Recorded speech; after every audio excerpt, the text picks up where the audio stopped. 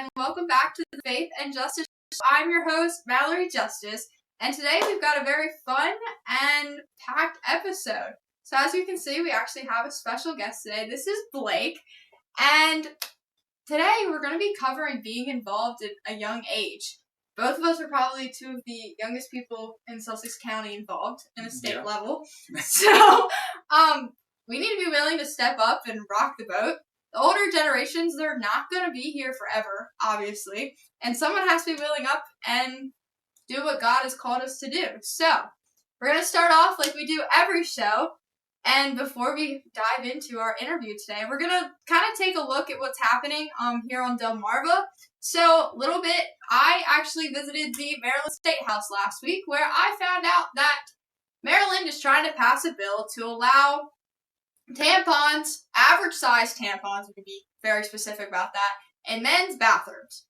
And the Freedom Caucus in Maryland has this up in a whole tizzy, and it's blown up everywhere. It's all over Fox News. I actually think it might pass Maryland, which would be very interesting. But, Blake, what's happening in Delaware? Well, I mean, not quite as crazy as Maryland. There's a couple pieces of legislation that stick out to me. I think the one of the ones that I'm excited about hopefully getting passed is Senator Wilson has a constitutional amendment that would make hunting and fishing and trapping a constitutional right in Delaware, Cool. which something I'm very passionate about. Yeah. So I think that would be extremely important to get done and would be beneficial as some of these, Democrats and things like that move from the big cities down into our area, especially in Sussex County. They're not quite used to hearing gunshots at the start of rifle season, and then people panic and call the police, and there's complaints, and then it pushes people to make legislation to just stop it altogether. And the land and forests are already scarce in Delaware, so I can do so much. Exactly. One thing I kind of want to cover is, I know you've seen this a little bit, we're going to kind of dive into this, is how much more youth is becoming involved. At a time, it was only me, and then I found out Blake was getting involved about like a year ago, and there's a couple others of us, but throughout our country, we're seeing youth really get involved, and I saw that at George Washington University last week. Turning Point had an event up there, and there was so many college kids. Now, granted, some of them were very split because our youth is very split between opinions these days. That leads me to this week's interview guest, and I'm excited to welcome Blake to the show. Blake is a senior at Wilmington University, and he is currently an intern for the Delaware State Senate and founder of the Cornerstone Initiative in Sussex County. And we're going to dive deeper into what it's really like to navigate the world of politics at a young age. So, Blake, people often think you need decades of experience to make an impact. But you've defied that. Tell us what you've done so far within the state or in general at your age. Yeah. I mean, definitely a couple decades do help.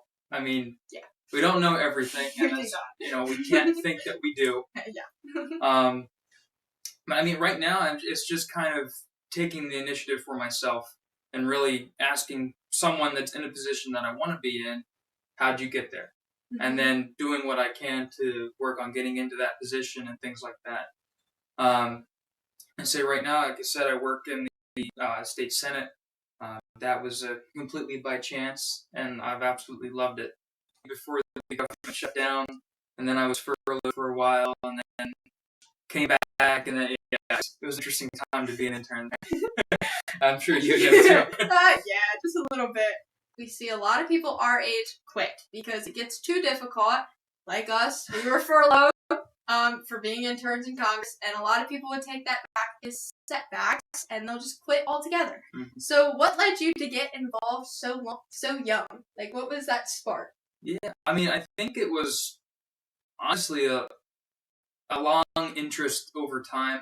I was the kind of kid that was always the go-to in like history and civics classes, and everybody was like, "Oh, Blake will know the answer to this," and usually I did. And then you kind of get to it, and you're like, I have to go to college soon, and I need to figure out what I'm going to do to make money and pay the bills. And at first, I wanted to be a teacher, and then I learned kind of all the no offense to the teachers out there, but all the BS that goes into being a teacher. You can't just educate kids and teach them things that are important. You have to. There's all kinds of mumbo jumbo in civics and politics that go into just teaching. And I thought that was ridiculous. So I switched majors and switched colleges, and now I'm poli-sci because I want to pursue politics in some way, whether that's research, analysis, or just commentary. So I mean, why so young? Honestly, because I don't see any other way for me to go into my future without there being politics or history or something that I can learn from, as well as invoke change in some way. I agree completely. Yeah. So who are some of the role models? I know you spoke at Charlie's Vigil, which Charlie was probably a big role model. Is there anywhere else? Yeah, he was a big role model. He's part of the reason, accompanied with the abuse that we received during the Biden administration and COVID, that I really was like, okay, I got to get into politics. I got to understand what's happening and why this is ridiculous. But I mean, I think some other people in my life, family members, but also like significant people in history, I think too, that are extremely influential. I mean, obviously George Washington is number one. Obviously. I wear him on my spoon ring. That's cool. That my beautiful fiance got me a number of years ago. So every time I'm in a room shaking hands, George Washington's always on my finger. That's actually yeah, but I think just his leadership in the early days of the Republic and how it was, everything he did was so important and lasting effects that it had. I think people take that for granted. Other than that, honestly, I probably would accredit a lot to some of my grandparents and great-grandparents and the generational lessons that I learned from them and their struggles and things like that they went through, I think are extremely influential in my life. And then, what is one topic that's like the hill you're willing to die on? I know, it's so hard to pick That's just one. Extremely difficult. Let's see, can you get a little bit more specific? My probably hill I'm willing to die on is getting Christians involved in churches and politics, really understanding that it's that okay. There's yes, exactly. I think for me it has a lot to do with just, I think it's for a lot of young men out there, is just being allowed to be a man. I mean, it's it's a crazy thing to be a white straight male in this country. I think it's people don't like that for whatever reason. And I think it's absolutely insane that it's okay to be, any other race, any other religion, any other sexuality except for a white straight male. I think the hill I will die on is the importance that it's okay to be a man, and it's okay to want to have a family. It's okay to go to church. It's okay to have this traditional family value. And that's not because some people will counter that with, well, what do you want to take us back to the 1950s? No. I do not. Exactly. I want there to be a good balance in the house, as the Bible says there to be.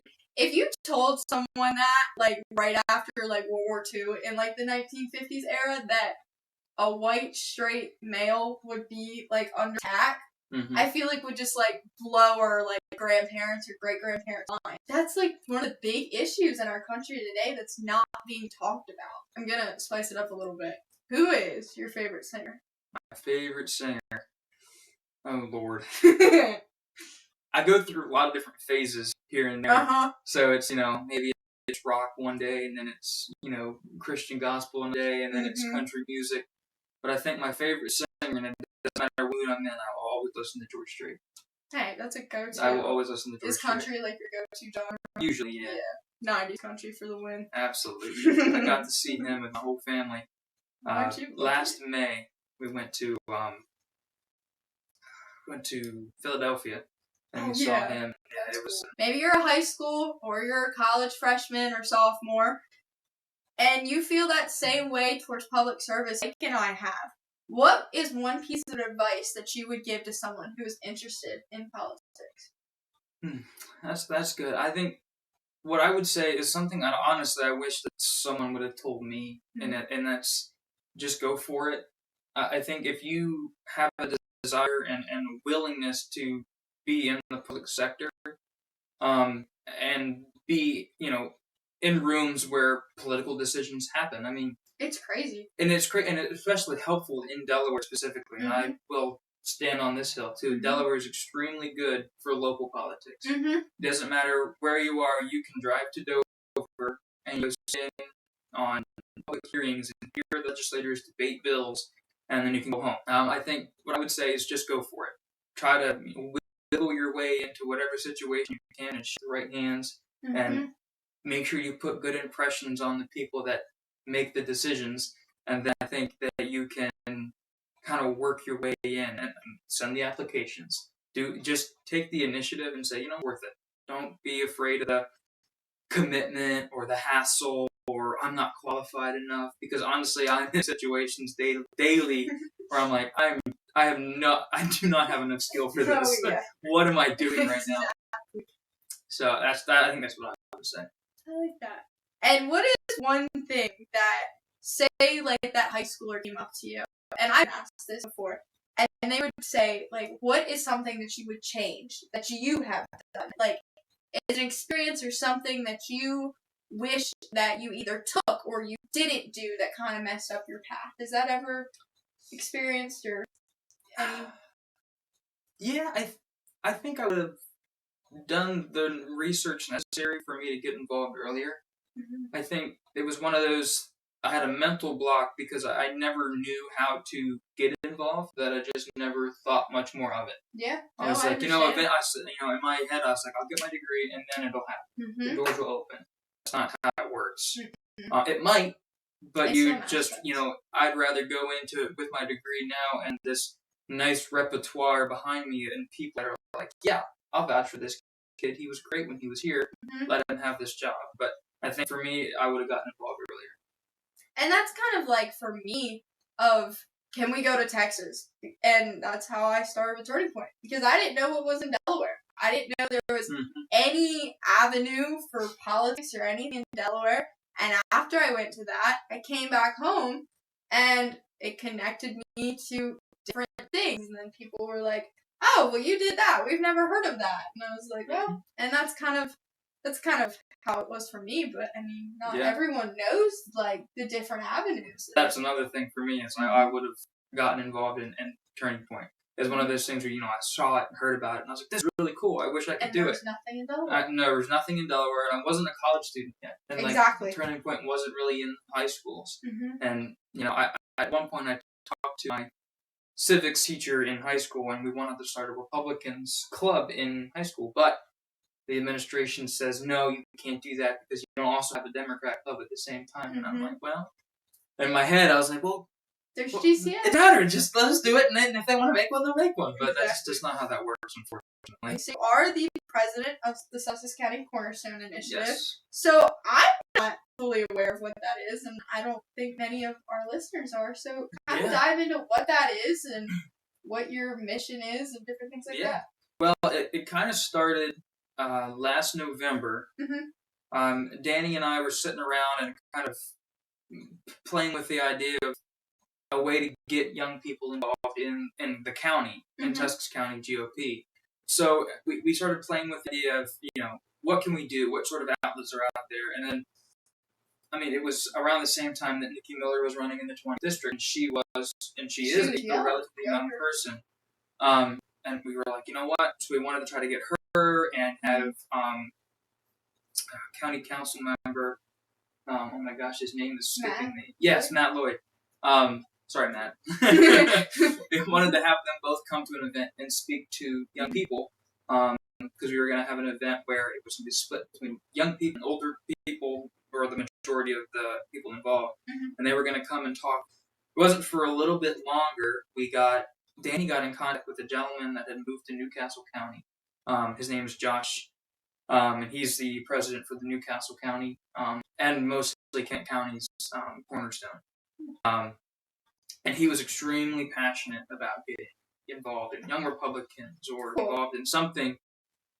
So we kind of toyed with the idea, and we brought him in, and we started creating something that sort of resembled what Cornerstone is now. And then we get the party officials, the executives. We're like, this sounds like a great idea. Let's make something official out of this. So the aim for Cornerstone is to have a pathway and a network through the state Republican Party to connect to connect young Republicans, college Republicans, and eventually, as we kind of grow and get contact with local Turning Point chapters or any other Republican conservative base, for different anything like that that's active in the state of Delaware, as ways to get involved directly into state political function. Our goals eventually are to, come November this year in the midterm, is to have, candidates that win their primaries in Sussex County, reach out to the Cornerstone and say, hey,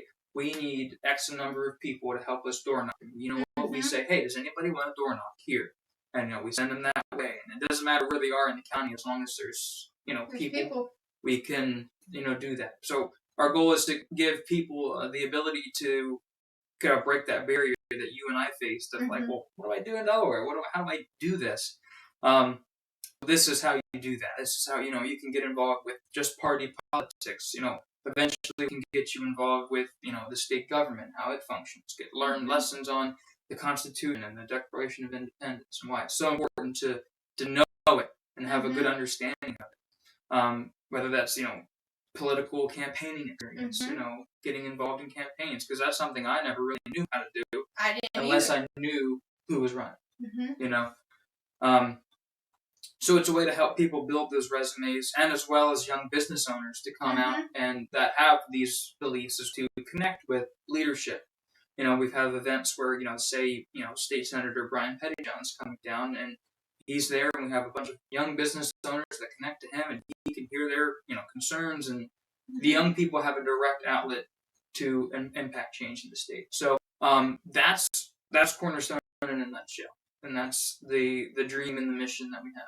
So do you have any big events coming up with that? I know you just had the one at the Starboard. Yeah, we're still in the extreme infancy stages. We're still kind of bolstering up our rosters before we can really do any large scale things. So for you personally, what is your favorite memory that you've done so far within the state, or even at a national level or anything like that?